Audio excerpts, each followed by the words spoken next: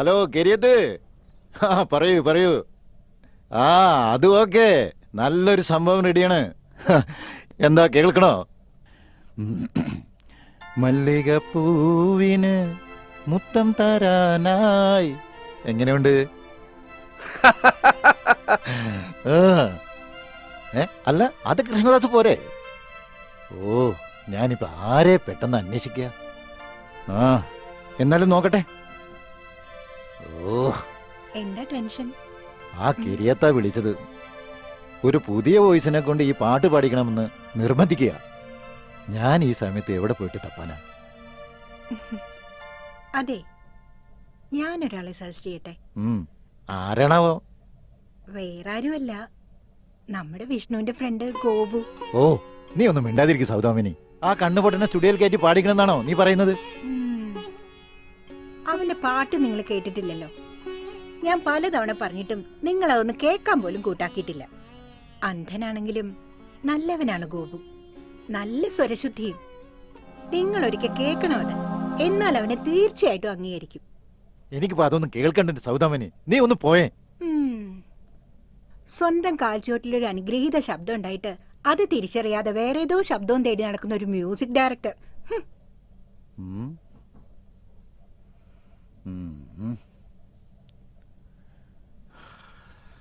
എന്താ ചെയ്യാ?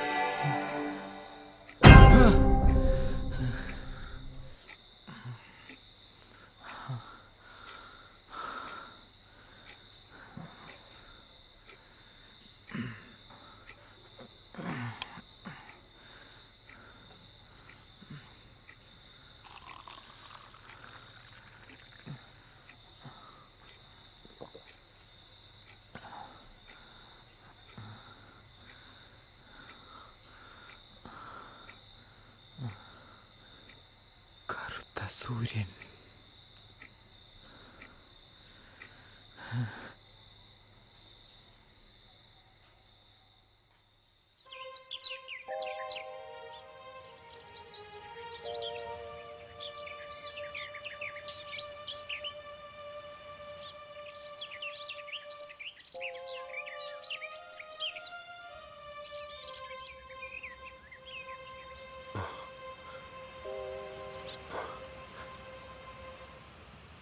വിഷ്ണു, എന്താ നീ ആലോചിക്കുന്നത്?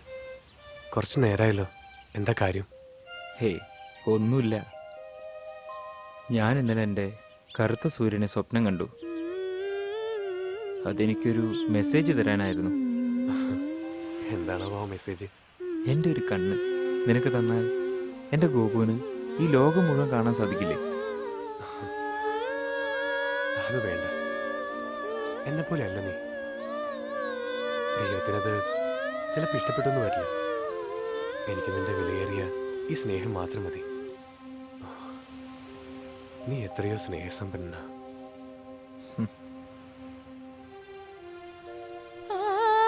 വരൂ, നമുക്ക് പോവാം. നീ ഇനി ഇതുപോലെ കറുത്ത സൂര്യനൊന്നും സ്വപ്നം കാണില്ല കേട്ടോ. നീ കേറ്.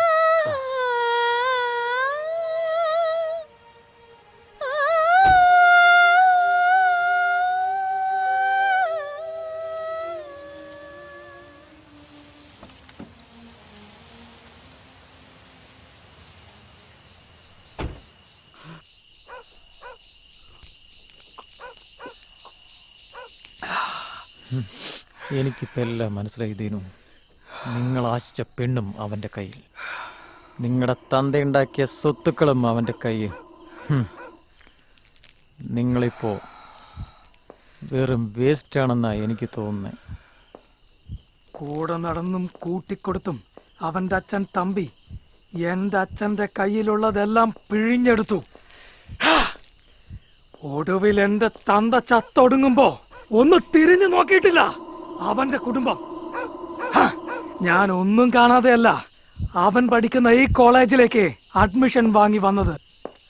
വിഷ്ണു, അവനുള്ള പണി ഞാൻ പണിയും. അതിനു വേണ്ടി തന്നെയാ ബോംബെ ഭരിക്കുന്ന ഉമ്മർ ഖാനെ ഞാൻ ഈ മണ്ണിലേക്ക് വിളിച്ചു വരുത്തിയതും. ദീനു പറഞ്ഞാ മതി, ബാക്കി കാര്യം ബോസ് നോക്കിക്കോളും. ബോസിന്റെ വിശ്വസ്തരായ അനുയായികളാ ഞങ്ങൾ രണ്ടുപേരും. എന്താ സംശയമുണ്ടോ? നിങ്ങൾ പറഞ്ഞാൽ മതി, ബാക്കി കാര്യം ഞങ്ങളേറ്റു.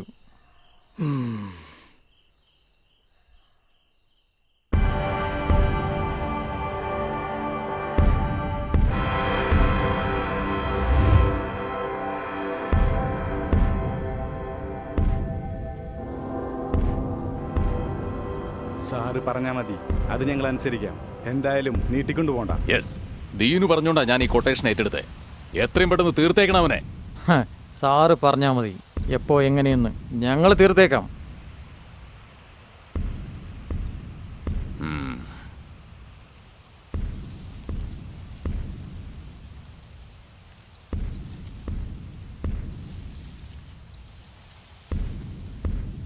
നീ ഉദ്ദേശിച്ച കാര്യം നടക്കില്ല, നടക്കാൻ പാടില്ല.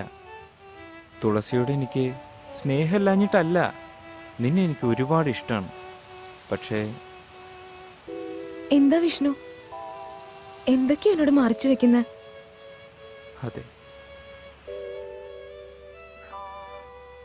നീ അറിയാത്ത പല സത്യങ്ങൾ. എന്നെ സ്നേഹിച്ചുകൊണ്ട് നീ ജീവിതകാലം മുഴുവൻ ദുഃഖിക്കരുത്. അതിൻ്റെ ആത്മാവിന് സഹിക്കില്ല. ആത്മാവോ? അതിന് വിഷ്ണു മരിക്കാൻ പോവാണോ? ആണെങ്കിൽ എന്തിന്? അല്ല, വിധി അങ്ങനെയാണെങ്കിൽ വെറുതെ വേണ്ടാത്ത ഒന്നും ചിന്തിക്കല്ലേ വിഷ്ണു. ഞാൻ മരിക്കും. എൻ്റെ മരണം ഞാൻ മുന്നിൽ കാണുന്നു. ഇല്ല, എന്റെ വിഷ്ണുവിനെ ഞാൻ മരണത്തിന് വിട്ടുകൊടുക്കില്ല. എനിക്ക് വേണം. വേണ്ട തുളസി, ഞാൻ കാരണം നിനക്കത് സംഭവിച്ചുകൂടാ. നീ എന്നെ മറന്ന് മറ്റൊരു വിവാഹത്തിന് തയ്യാറാവണം. അത് ഞാൻ ജീവിച്ചിരിക്കുമ്പോൾ തന്നെ. ഇല്ല, വേണ്ട. എനിക്കിനി വിഷ്ണുവിനെ വിട്ട് മറ്റൊരു ജീവിതം ഇല്ല. ജീവിതവും മരണവും നമുക്ക് ഒരുമിച്ച് ഇങ്ങനെ മതി. എനിക്ക് വിഷ്ണുവിനെ മറക്കാനാവില്ല.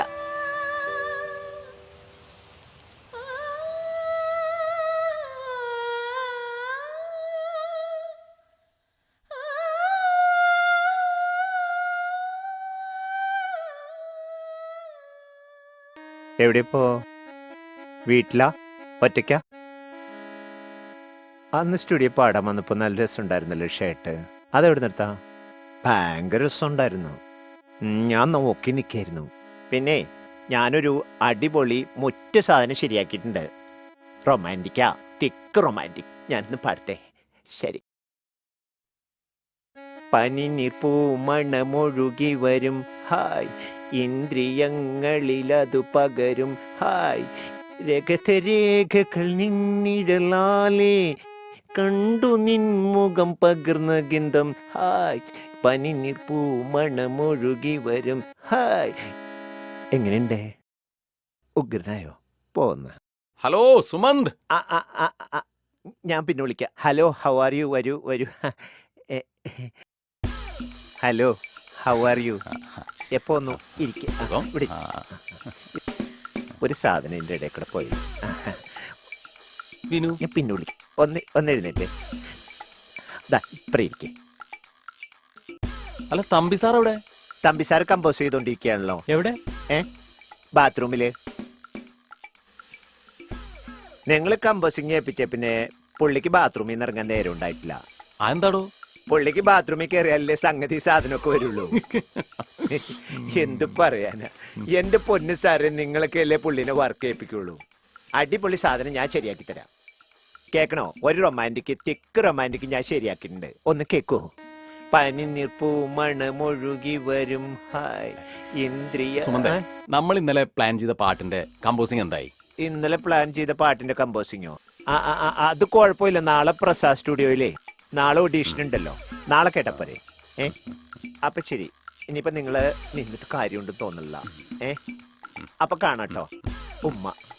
പിന്നെ അടുത്തേനെങ്കിലും നമ്മുടെ കാര്യമൊന്ന് ശരിയാക്കാടോ നമുക്ക്. കാര്യത്തോടെ എടുക്കുമ്പോ ആണുങ്ങൾ എങ്ങനെയാ?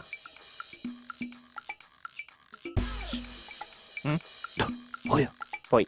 രക്ഷപ്പെട്ടു. എടോ സുമന്തേ, ഉം. അവര് പോയി. പോയി. എനിക്ക് ബാത്റൂമിൽ നിന്ന് ഉം. ഉഗ്രൻ ഒരു സാധനം കിട്ടി. ഉഗ്രൻ. ബാത്റൂമിൽ നിന്ന് കിട്ടിയത് ബാത്റൂമിൽ തന്നെ കളയായിരുന്നില്ല. എന്തിനാ എന്താ പറഞ്ഞേ? അല്ല, ബാത്റൂമിൽ നിന്ന് കിട്ടിയതല്ലേ നല്ല ഉഗ്ര സാധനമായിരിക്കും പറയായിരുന്നു. എടോ, താൻ ആ ദർബാരി രാഗത്തിലൊന്ന് പിടിച്ചേ. ഈ ദർബാരി 2:30 മണിക്കാ 2.5 കെട്ട ജി മൈനറിൽ പിടിക്കടോ. ഇപ്പൊ വന്ന സാധനടോ എനിക്ക്. ആ അത്യാവശ്യം. പിടിക്ക്. ആ നോക്കട്ടെ.